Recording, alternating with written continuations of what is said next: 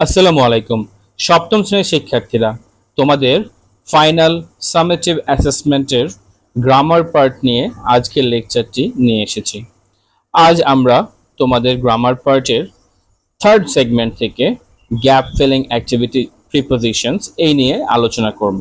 শিক্ষার্থীরা, তোমাদেরকে এই ক্ষেত্রে একটি প্যাসেজ দেওয়া থাকবে, যেই প্যাসেজটি অসম্পূর্ণ থাকবে, মানে প্যাসেজটিতে কিছু জায়গায় গ্যাপস থাকবে। ওই গ্যাপসগুলো সুটেবল প্রিপোজিশনস দিয়ে পূরণ করতে হবে। শিক্ষার্থীরা, তোমাদের বইয়ের 77 পেজে প্রিপোজিশন নিয়ে নোট রয়েছে। You can use the following words to describe the location of the things: on, in, next to, beside, between, in front of, over, below, under. These words are called prepositions and are used before nouns or pronouns. এই শব্দগুলোকে preposition বলা হয় এবং এরা noun বা বিশেষ্য অথবা pronoun বা সর্বনামের আগে ব্যবহৃত হয়। প্রিপোজিশন বাক্যের বিশেষ্য বা সর্বনামের সাথে বাক্যের অন্যান্য অংশের সংযোগ তৈরি করে। এরপর শিক্ষার্থীরা, তোমাদের জন্য একটি অ্যাক্টিভিটি রয়েছে, যে অ্যাক্টিভিটিতে পূরণ করার জন্য কিছু ইনস্ট্রাকশনস দেওয়া আছে।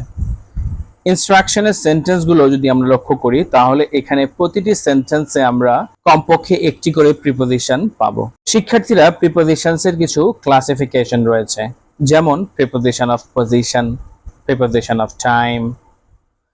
আমরা ফার্স্ট সেন্টেন্স যদি পড়ি, তাহলে সেন্টেন্সটি হচ্ছে close your eyes for 5 minutes.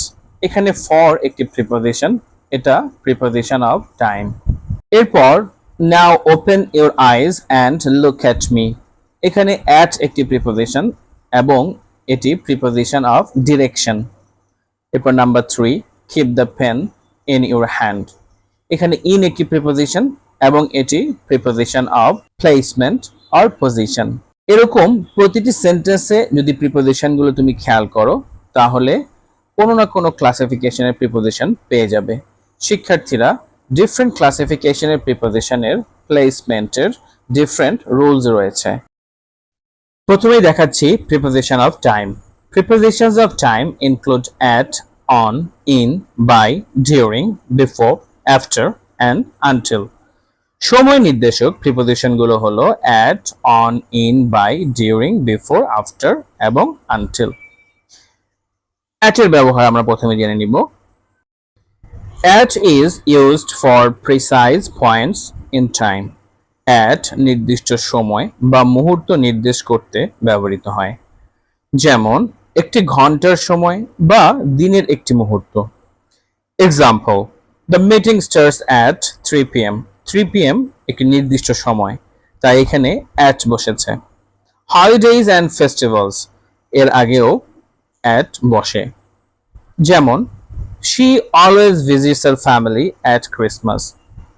Christmas একটি ফেস্টিভ্যাল, এরকম ঈদ আছে, এরকম সকল ফেস্টিভ্যালের আগে অ্যাট বসে এবং যে কোনো হলিডের আগেও অ্যাট বসে। এরপর on. On is used for days and dates. On নির্দিষ্ট তারিখ বা দিন নির্দেশ করতে ব্যবহৃত হয়। এভাবে শিক্ষার্থীরা এক্সাম্পল দিয়ে দেওয়া হয়েছে, এই এক্সাম্পলগুলো তোমরা পড়বে। একইভাবে in, by, during, before, after, until, এই সবগুলোই প্রিপোজিশন অফ টাইম। এখান থেকে তোমরা এই সবগুলোর ব্যবহারের নিয়ম পড়বে এবং নিজেরা এক্সাম্পলস লেখার চেষ্টা করবে। এরপর কিছু কমন মিস্টেকস এবং সেই মিস্টেকসগুলো এড়িয়ে চলার কিছু টিপস দেওয়া হয়েছে। তোমরা এই টিপসগুলো খুব ভালো করে পড়বে এবং প্রয়োজনে মুখস্থ করে ফেলবে। এরপর প্রিপোজিশনস অফ প্লেস।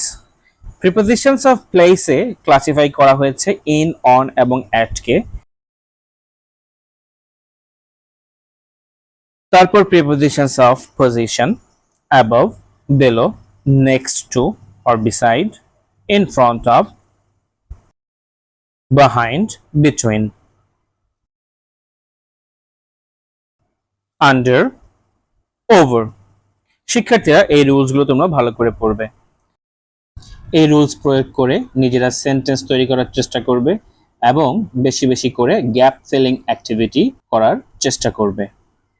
আজকে এই পর্যন্তই, ধন্যবাদ।